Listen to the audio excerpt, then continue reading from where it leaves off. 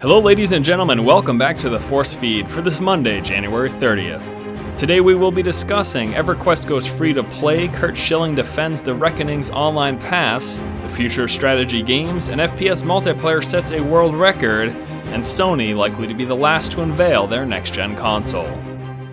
The original EverQuest is going free to play. For the few of you still playing the title, I'm sure you're thrilled. Sony Online Entertainment announced today that the original EverQuest will be going free to play in March. With a move to free to play, players will continue to enjoy the EverQuest experience they know and love, only now they have the power to choose a model that caters to their playstyle. Sony Online Entertainment went on to say that through the new free-to-play model, players will have the option of recurring versus non-recurring subscriptions, free versus silver memberships and item unlockers, and many more.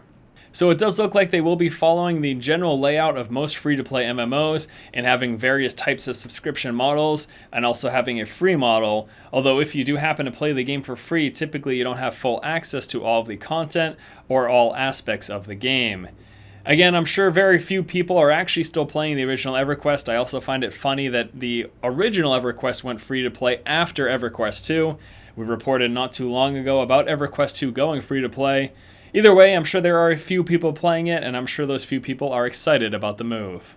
With the announcement last week that Kingdoms of Amalur Reckoning would be featuring an online pass, and without this online pass you would be locked out of a certain quest chain, and the only way to get the online pass is to purchase the game new, well, lots of people were upset. Many people on the internet really don't like online passes or locking out certain aspects of a game unless you happen to buy the game brand new. Well, Kurt Schilling spent some time on the official forums this weekend responding to some of the complaints about the online pass and basically stating the reason behind it. He said that the intent is to promote early adopters. Every single person on the planet could wait and not buy Reckoning. The game would hit the bargain bin at some point and you could get it cheaper. However, 38 studios would likely go away. That's just how business works, he explained. We must make a profit to become what we want to become. The only way we can do that is to make games that you cannot wait to buy. If we do that and you do that, we want to reward you with some cool free stuff and thank you. He goes on to say that the industry is a very odd place. The data coming in on used game sales is not saying the things many thought it should or would, but companies are still trying to figure out how to receive dollars spent on games they make when they are bought. Is that wrong? If so, tell me how. So Kurt Schilling did spend some time and wrote a pretty lengthy post as to why they are including the online pass, the reason behind it.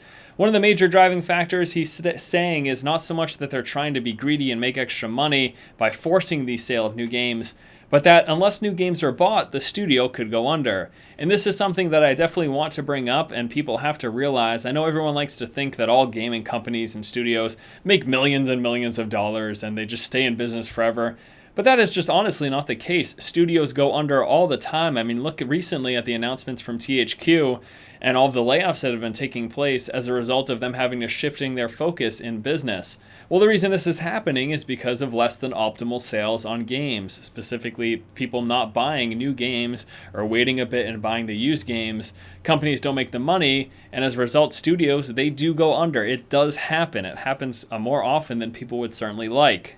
And while I can understand the argument that people will say if you make a good game, then people will buy it, it's not necessarily always true. And there are studios that make great games that unfortunately don't get the attention and as such the sales that they need to stay in business and subsequently go under. It's an unfortunate situation all around. The gamers want to save money, the developers want to stay in business, and the studios want to stay in business.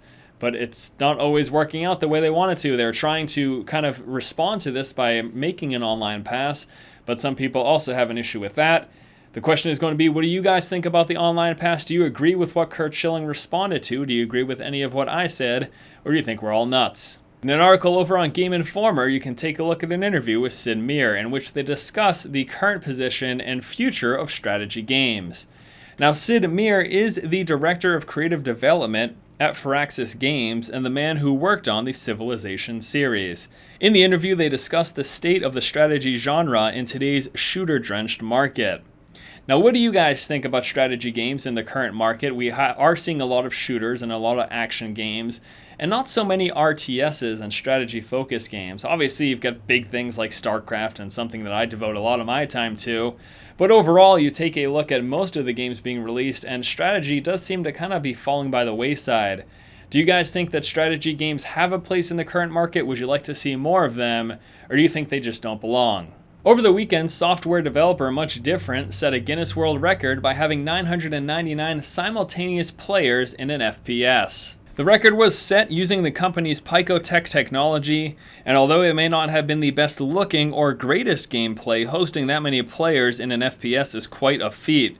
It is pretty exciting to imagine what the future of first-person shooters could be with such a large number of players in one game. However, would you guys actually be interested in playing an FPS that had many players? Do you think it would take away from the experience? Do you think there'd be too many lag issues? Is it something you would actually be interested in? Although it's been pretty expected for a while now, we have gotten further confirmation that Sony is likely to be the last to reveal their next-gen console. In an interview with a French website, Sony executive Philippe Cardon stated, "It's true that there are a lot of rumors, but I can't tell you anything. The Wii is under time pressure because of its deadline. As far as we're concerned, we're under a lot less pressure. We were the last to release the PS3, we will probably be the last to announce something." Now, the Wii U is expected to come out this holiday season, and it's also rumored that the Xbox, the next generation of it, will be announced at some point this year as well.